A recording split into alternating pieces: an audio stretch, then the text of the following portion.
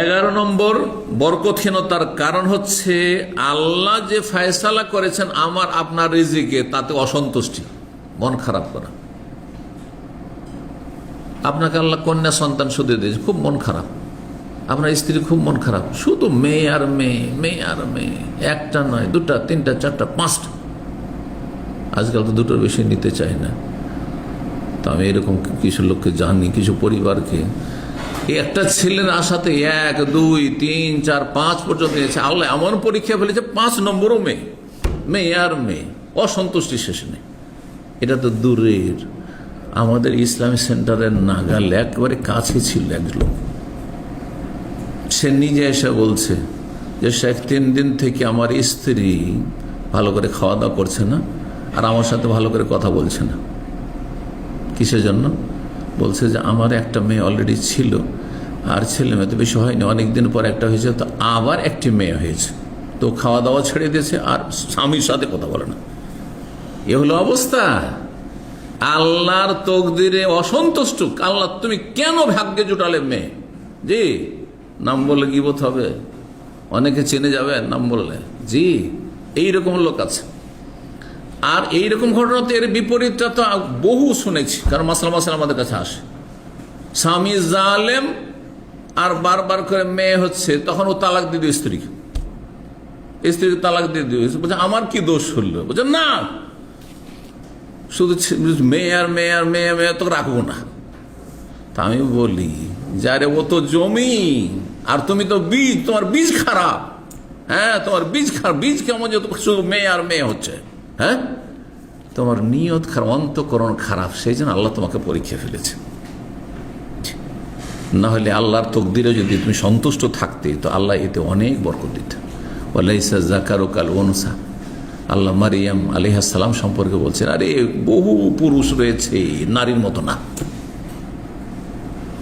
সব নারী যে শ্রেষ্ঠ এই কথা বলার উদ্দেশ্যে আয়াতের নাম লাইসা যাকারু কাল উনসা, মানে বহু পুরুষের চাইতে শ্রেষ্ঠ হচ্ছে মারিয়াম, আমার চাইতে শ্রেষ্ঠ, আমার মতো বহু বড় বড় আলেমের চাইতে শ্রেষ্ঠ মারিয়াম আলাইহিস সালাম।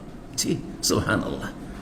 তা আপনি এটা মনে করিয়েন না যে আমার ঘরে কন্যা সন্তান হয়েছে তো এটা আমার জন্য যেন খুব ঘাটতি একটা। না, হতে পারে তাতে এত শান্তি রয়েছে যে ছেলে আপনাকে খুন করতো, ছেলে আপনার জুলুম অত্যাচার করতো, ছেলে আপনাকে বাড়ি থেকে বের করে দিত, ছেলে আপনাকে বৃদ্ধাশ্রমে যেতে বাধ্য করতো। আলহামদুলিল্লাহ, আলহামদুলিল্লাহ বলুন। তো আল্লাহর উত্তম বিকল্প দেবেন, মানুষের নিয়তকে আল্লাহ দেখেন।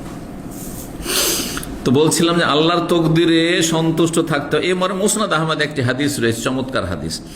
রাসূল বলছেন ইন্নাল্লাহ ইয়াবতালি আবদাহু বিমা আতাহু। আল্লাহ মানুষকে দিয়ে পরীক্ষা করেন, দিয়েও পরীক্ষা করেন, আবার না দিয়েও পরীক্ষা করেন। তো ভালো দিয়েও পরীক্ষা করেন, মন্দ দিয়েও পরীক্ষা করেন, রোগ দিয়েও পরীক্ষা করেন, আবার সুস্থতা দিয়েও পরীক্ষা করেন। হ্যাঁ, সুস্থতা দিয়েও পরীক্ষা করেন, পয়সা দিয়েও পরীক্ষা করেন। হ্যাঁ, এই সৌদি আরবে যারা এসছেন, আল্লাহ সৌদি আরব পাঠিয়ে আল্লাহ পরীক্ষা করছে। আর যারা আসতে পারে না, চেষ্টা করছে, ধর্ণা দিচ্ছে, তাও আসতে পারছে, তাদেরকে আল্লাহ পরীক্ষা করছে। ওয়ানাবলুকুম বিশ-শাররি ওয়াল খায়রি ফিতনা। আল্লাহ বলছে আমি খায়ের শার, ভালো মন্দ দুটো দিয়েই পরীক্ষা করি, দুটোই ফিতনা, পরীক্ষা। মানুষ বালা মুসিবতে পড়লে বেশি পরীক্ষা পাস করতে পারে, কিন্তু সুখের সময় অধিকাংশরাই ফেল করে দেয়। বেশি পয়সা হলেই খারাপ হয়, হ্যাঁ, বেশি সুস্থ থাকলেই খারাপ হয়, হ্যাঁ, বেশি দুনিয়ার ভোগের সামগ্রী পেয়ে গেলে দাম্ভিক হয়ে যায়, অহংকারী হয়ে যায়। বলছেন যে আল্লাহ বান্দাকে পরীক্ষা করেন কি দিয়ে? বেমা আতাহু, যা দেন তা দিয়ে। ফামান রাজি বেমা কাসামাল্লাহু লাহু, আল্লাহ যা তার জন্য ভাগ বন্টন করে দিয়েছেন তাতে যদি সন্তুষ্ট থাকে, বারাকাল্লাহু লাহু ফিহি ওয়া ওয়াসসাহু, আল্লাহ তার রিজিকে বরকত দান করেন, তার জীবনে বরকত দান করেন, যেহেতু তাতে সন্তুষ্ট। অসুস্থ তাতে সন্তুষ্ট, অল্প বেতন তাতেই সন্তুষ্ট, হ্যাঁ, তারপরে ছেলে মেয়ের নেই, নিঃসন্তান, তাতেই সন্তুষ্ট, তাতেই সন্তুষ্ট। আল্লাহর অসন্তুষ্টি নেই, কোনো কিছুতে অসন্তুষ্টি নেই। বিভিন্ন রকমের, হ্যাঁ, আপনার বালা মুসিবত আসছে, তারপরে অসন্তুষ্ট না, সন্তুষ্ট। যদি কেউ আল্লাহর ভাগ বন্টনে সন্তুষ্ট থাকে, বারাকাল্লাহু লাহু ফি, আল্লাহ তার বরকত দিয়ে থাকেন, ওয়াসসাহু, এবং তার রিজিক আল্লাহ প্রশস্ত করে থাকেন, রিজিকের রাস্তাকে কোষাদা করে দেন।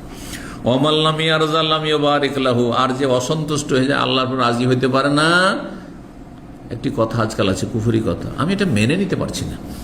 শুনছেন তো আজকাল কথা, নতুন নতুন ভাষা শোনা যাচ্ছে, নাস্তিকদের ভাষা। ছেলে মারা গেছে, আমি এটা মেনে নিতে পারছি না। হ্যাঁ, নতুন বউ মারা গেছে, এটা মেনেই নিতে পারছি না।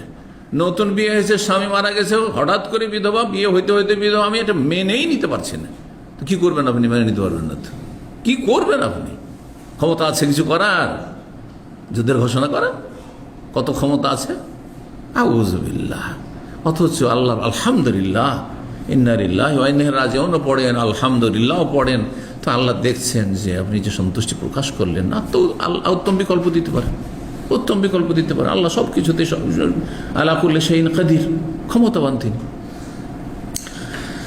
মুসনাদ আহমদের হাদিস সিলসিলা সাহিহার 1658 নম্বরে আল্লামা আলবানী হাদিসটিকে সহিহ বলেছেন। 12 নম্বর বরকতহীনতার কারণ অহংকার, দাম্ভিকতা, গৌরব।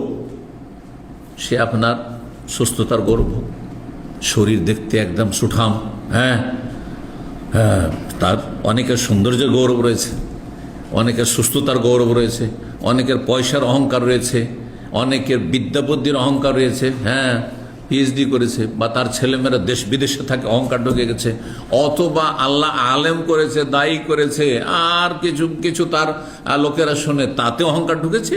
অহংকার মুক্ত খুব কমই লোক পাবেন আপনি, কিন্তু এতে সর্বনাশ হয়ে যায়। মানুষের মধ্যে যখনই অহংকার ঢুকলো, তখন আল্লাহ বলবেন যে তুই তো যথেষ্ট হয়ে গেছিস, আর তোর লাগবে না, আমি দেবো না, দেবো না। আল্লাহ, অহংকার মানুষের বরকতকে ধ্বংস করে দেয়। এটি হচ্ছে 12 নম্বর কারণ। অহংকার বিভিন্ন জিনিসে প্রকাশ পায়, তার মধ্যে আজকাল সোশ্যাল মিডিয়ার যুগে বলছি, আজকাল ভালো ভালো খাবার, দামি দামি কেক, হ্যাঁ দামি দামি খাবার আর সাজিয়ে তারপরে ছবি করে দিল ফেসবুকে ছেড়ে, হ্যাঁ ভালো ভালো খাবার খাচ্ছে। গরিবরা ডাল ভাত পায় না, ওই কুরবানির গোস্ত ছাড়া সারা বছর কোনোদিন গোস্ত খেতে পায় না, ইলিশ মাছ জীবন খেতে পারে না। দামি দামি কেক নাম শুনেছে, শুধু কেক ছুঁয়েও দেখার নসিব হয়নি, আর আপনি একবারে ছেড়ে দিয়েছেন সোশ্যাল মিডিয়াতে। এগুলো অহংকার না? ওলামার এই বিষয়গুলো উল্লেখ করেছেন। এগুলোতে বরকত চলে যায়, এগুলোতে বদনজর লাগে, কারণ সেখানে ঈর্ষার দৃষ্টি নিয়ে দেখা যায়, হায় রে ওরা কত কি খাচ্ছে আর আমরা খেতে পাচ্ছি না, ওরা এতগুলো ভাত নিয়ে বসে আছে আর আমরা এতটুকু ভাত পাচ্ছি না, এক থালা ভাত পাচ্ছি না, যার ফলে বরকত নষ্ট হয়ে যায়, বরকত নষ্ট হয়ে যায়। সাবধান সাবধান। এই জন্য খাওয়া দাওয়ার ছবি, আমি এই ক্ষেত্রে এত সোচ্চার, কিছু কিছু বিষয় আমি খুব সোচ্চার। একবার আল হাসার দিকে এইদিকে একটা বক্তব্য ছিল, বক্তব্য বলছি, আর কিছু লোকেরা এসে আরে সেলফি তো নিচ্ছে এইসব ফালতু কাজ করছে, কিন্তু তার মধ্যে খাওয়া দাওয়া করছে বসে, আর সেখানে ওই ছবি করা শুরু করেছে। আর বলছে কেন ছবি করলেন? আর ও ছাড়বে, ফেসবুকে ছাড়বে। এই জন্য দেখেন অনেক শাইখদের ওরা একটু সোচ্চার না থাকায় আর সজাগ না থাকায় করছে, খাওয়া দাওয়া করছে প্লেট নিয়ে আর দিল ফেসবুকে ছেড়ে। কিন্তু আমার আলহামদুলিল্লাহ আজ পর্যন্ত নেই। আমি আরো সজাগ থাকি এহরামের ক্ষেত্রে, ওমরা হজ, কোনো দিন আমার এহরাম সহ ছবি নিতে পারেন। আমি মক্কা গেলে কাউকে জানাই না। আমি মক্কা লোকেরা যদি জানেও যে আমি আসছি, আমি যখন জানি যে আমার ওমরাটা শেষ হয়ে যাবে, তারপরে বলি যে হ্যাঁ তখন পৌঁছব। আর খুব কাছের লোক যদি জানে, ওরা জানে আমাকে, সুতরাং এই সাহস করবে না যে আমি এহরাম অবস্থায় আজ আর ছবি করিনি আর ফেসবুকে ছেড়ে দেবে, এটা করবেন। ওইসব লোক আমি সঙ্গী বানাই না। বুঝতে পেরেছেন? কথা হচ্ছে কিছু আমাদের আবেগী দিনী ভাইরা রয়েছে, এগুলো মূর্খামি, জাহালাত, বেকুফি, এগুলো কাজ করবেন না। আপনারা ইবাদত প্রকাশ করছেন কেন? এক শ্রেণীর লোকেরা আমাদের এখান থেকে যাচ্ছে উমরার সফরে যাচ্ছি, আমাদের জন্য দোয়া করবেন না। আরে ভাই, এটা তরিকা হলো? অহংকার প্রকাশ করা যায়, আমি উমরায় যাচ্ছি, হ্যাঁ কত সিনিয়র হয়েছে। আর তারপরে গিয়ে আবার এহরাম করে মিকাতেও আর একটা ছবি ছেড়ে দিল, আর তারপরে গিয়ে আপনার মক্কা গিয়ে ছবি কাবার চারিদিকে লাইভ দিচ্ছে, আবার একটা সাফাতে উঠে, একবার একটা মারওয়াতে উঠে। কি এগুলো? এগুলো অহংকার, অহংকার এগুলো কেন? এগুলো এক কথায় কি বলছিলাম, অহংকার যদি থাকে, কেন অহংকারীকে আল্লাহ ভালোবাসেন না? কয়েকটি আয়াতে মর্মে ইন্নাল্লাহ লা ইউহিব্বু কুল্লা মুখতালিন ফখুর, সূরা লোকমান। ইন্নাল্লাহ লা ইউহিব্বু মান কানা মুখতালান ফখুরা, অহংকারী এবং দাম্ভিককে আল্লাহ ভালোবাসেন না। আর যাকে আল্লাহ ভালোবাসেন না তার জীবনে বরকত হবে নাকি? হ্যাঁ, তার শরীরেও বরকত নাই, তার পয়সাতেও বরকত নাই, তার স্ত্রীতে বরকত নাই, তার পরিবারেও বরকত নাই। কারণ তাদের মধ্যে বরকত হলে সে বেনিফিটেড হবে, লাভবান হবে। কি করে বরকত হবে? আপনার মধ্যে অহংকার কাজ করছে। অহংকার কাজ করছে মানে আমি কারো মুখাপেক্ষী না, আমি অনেক কিছু হয়ে গেছি। তখন আল্লাহ অনেক কিছু হয়ে যায়, ঠিক আছে তাহলে আমি আর তোকে কোনো রকমের সাহায্য করব না, আল্লাহর কোনো সাহায্য হবে না। 13 নম্বর বরকতহীনতার কারণ হচ্ছে হিংসা। হিংসা মানুষের বরকতকে ধ্বংস করে দেয়।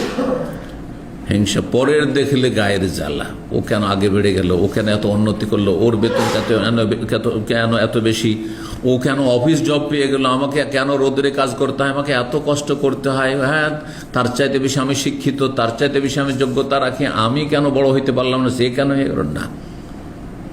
আল্লাহ যা ফয়সালা করেছেন আপনি আপনারটা নিয়ে সন্তুষ্ট থাকেন। আপনারটা তাকে দেওয়া হয়নি, তারটা আপনাকে দেওয়া হবে না, এটা বিশ্বাস রাখেন।